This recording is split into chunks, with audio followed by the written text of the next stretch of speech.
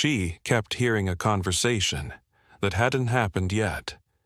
1899 case. The first time she heard it, she didn't think anything was wrong. Just voices, low and distant, somewhere inside the house, as if two people were speaking in a room she hadn't entered yet. And if you're the kind of person who notices things that don't quite belong to the moment they appear in, you might want to stay with this story, because what she was hearing wasn't happening. Not yet. It was the winter of 1899 in a quiet part of Dorset, England, where the days felt shorter than they should, and silence often lasted longer than it was meant to. And inside a narrow stone house at the edge of the road lived a woman named Elira Vance, a woman known for her calm nature, her measured voice, and the strange habit of pausing mid-conversation, as if she were listening to something no one else could hear. At first, it was easy to ignore. A faint murmur, a distant exchange, words that didn't fully form. She would stop for a moment, tilt her head slightly, then continue as if nothing had happened. "Did you hear that?" she asked once, standing near the doorway of her kitchen, her voice soft but certain. Her sister Marian looked up from the table. "Hear what?" she replied. Elira hesitated. "Someone speaking," she said. Marian smiled faintly. "There's no one else here," she answered, and that was true. There never was. But the voices continued, not constantly, not loudly, just enough to exist, just enough to be real. Days passed, then weeks, and slowly the voices became clearer, not louder, clearer. Sentences began to form, not fully but enough to recognize. "Don't tell her yet. Wait until tomorrow. She won't understand." The first time Elira repeated those words out loud, Marian froze. "What did you say?" she asked. Elira blinked, confused. "I didn't say anything," she replied. Marian shook her head, slowly. "You just did," she said, but Elira was certain. She hadn't spoken, she had only heard. That night she wrote it down. Not because she was afraid, but because she wanted to remember the exact words, the exact tone, the exact moment. And the next day, she heard them again. But this time, they were real. Marian stood in the hallway speaking to a visitor Elira had not yet met the day before, their voices low, their tone careful. And then suddenly, clear as anything, Elira heard the same sentence again. "Don't tell her yet." Her breath caught. Her hand tightened around the edge of the doorway because she knew that line. She had heard it already. Not remembered. Heard. Before it ever happened. That was the moment everything changed, because it was no longer imagination. It was not confusion. It was not coincidence. It was time, moving incorrectly. After that, Elira began to listen more carefully, not to people, but to the silence, because that was where it started. Every time, before the voices came, the house would feel different, still, too still, as if something was about to happen, before it did. And then, the voices, short conversations, fragments, pieces of moments that hadn't arrived yet.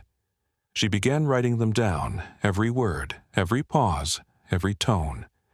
At first, it felt like control, like understanding, like she had been given something rare, something no one else had. But slowly, that feeling changed. Because the conversations didn't stop, they didn't fade, they grew, longer, clearer, more specific, and one evening, she heard something different, her own voice. "I didn't mean for it to happen." She froze. Her pen stopped mid-line. Her breath slowed. Because this time, it wasn't someone else. It was her. Speaking. And she had never said those words, not yet. That night, she didn't sleep. She sat in the dark, listening, waiting. hoping the voices would return so she could understand, so she could find context, meaning anything that would explain why her own voice had become part of something that hadn't happened. But the silence remained. Until the next day. When Marion entered the room, her expression tense, her voice quieter than usual. "Elira," she said, "we need to talk." Elira didn't respond immediately, because she already knew, not the details, not the reason, but the moment, the shape of it, the tone. And then it happened. The conversation unfolded exactly as she had heard it. Every word, every pause, every breath, and at the end of it, without thinking, without choosing, Elira spoke. "I didn't mean for it to happen." The room went silent. Marion stared at her. "Mean for what to happen?" she asked. But Elira didn't answer because she didn't know, not yet. Days passed, and the voices became something else entirely, not just future conversations, but warnings, fragments that felt heavier, closer, more personal, and then, one night, she heard the final one, her voice again, but this time, different, quieter. "It wasn't supposed to be me." Her hands trembled, her chest tightened, because this time, it didn't feel like something she would say, it felt like something she had already said, and suddenly, the pattern made sense, not forward, but backward. She wasn't hearing the future, she was hearing what had already happened, moments that hadn't reached her yet, conversations that existed before she experienced them, and the one she had just heard was not ahead of her, it was waiting. The next morning, everything felt wrong. Not different, wrong, the air heavier, the silence deeper, as if something had already changed before it happened. Marion knocked on her door. "Elira," her voice, unsteady.